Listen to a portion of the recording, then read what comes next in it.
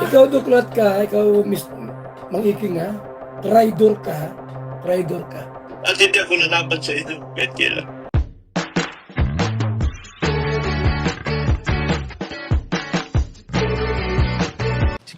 Si Kuya Jens, ano yun, reactor natin yan. Official reactor. Ayan, hello po mga kalingap, magandang araw po sa inyo lahat. This is Kuya Jens and welcome back po sa ating YouTube channel. Sa mga bago lang po sa aking YouTube channel, huwag niyo pong kalimutang mag-subscribe at click the bell button para lagi po kayo updated sa ating mga bagong upload na video. At huwag po natin kalimutan suportahan ang Team Kalingap sa pangunguna ni Kuya Val Santos Matubang, Ate Edna Vlog at syempre Kalingap Rob. At pakisuportahan din po ang mga kasamahan sa Team Kalingap. Nandiyan po ang K-Boys, Kalingap Partner, Kalingap Reactor at lahat ng charity vloggers sa buong Pilipinas na tumutulong sa mga kabayan natin na lahat may hirap. Suportahan po natin lahat, guys.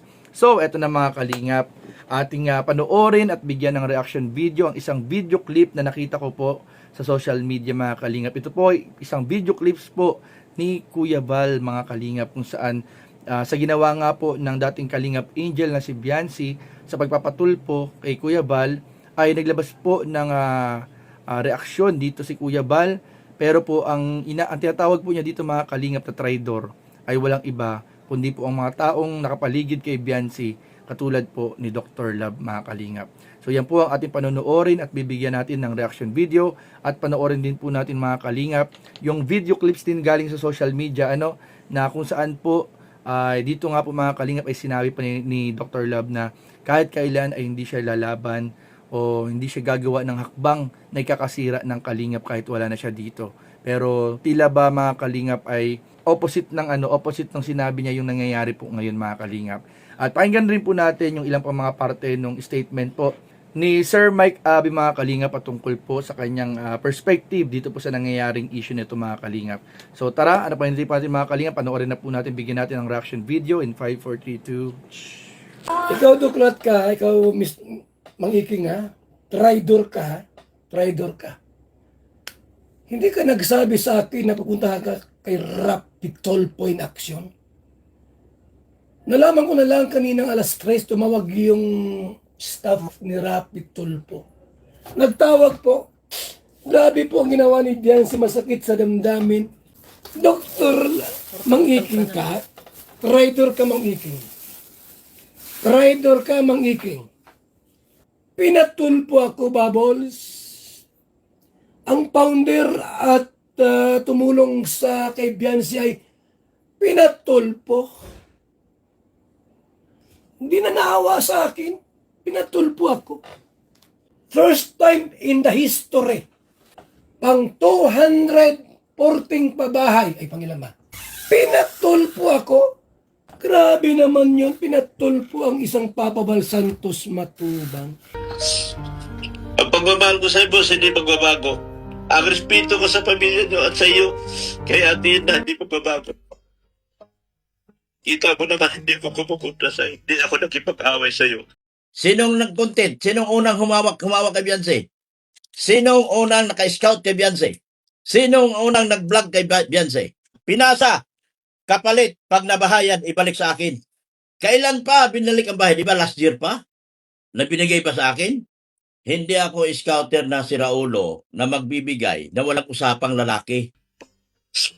Hindi ako nakipag-away. Kung ano man, atin lang yun. Pero hindi ko pwedeng iwanan kasi, boss, ang pagkakataon na ito, nabuo. Nung time na tinanggal mo ako, boss, nabuo kasi itong grupo. At magiging anti-kalingap ito pagdating araw. Hayaan mo. Bakit naman nasama pa tayo sa huli? Hindi ko lang alam kailan. Basta, yun lang sa akin.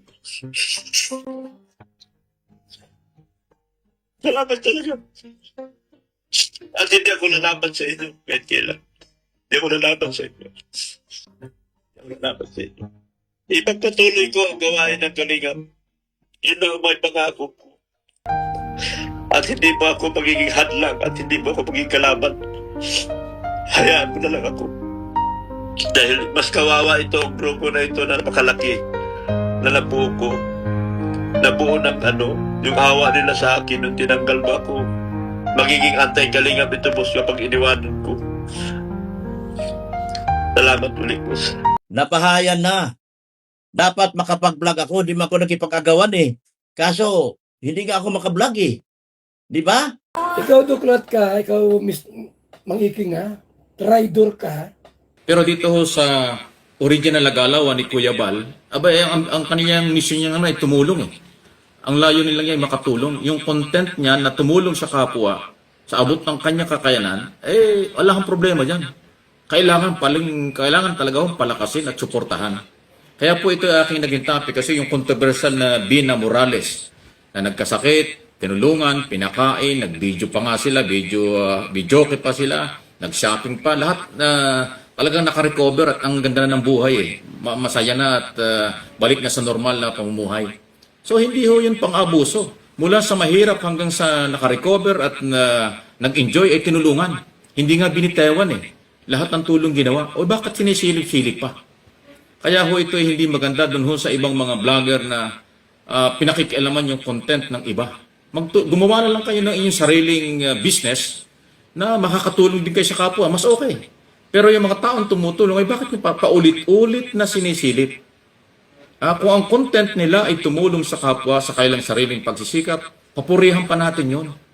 Huwag ninyong angguluhan pa na kung ano-ano mga paglabag sa batas.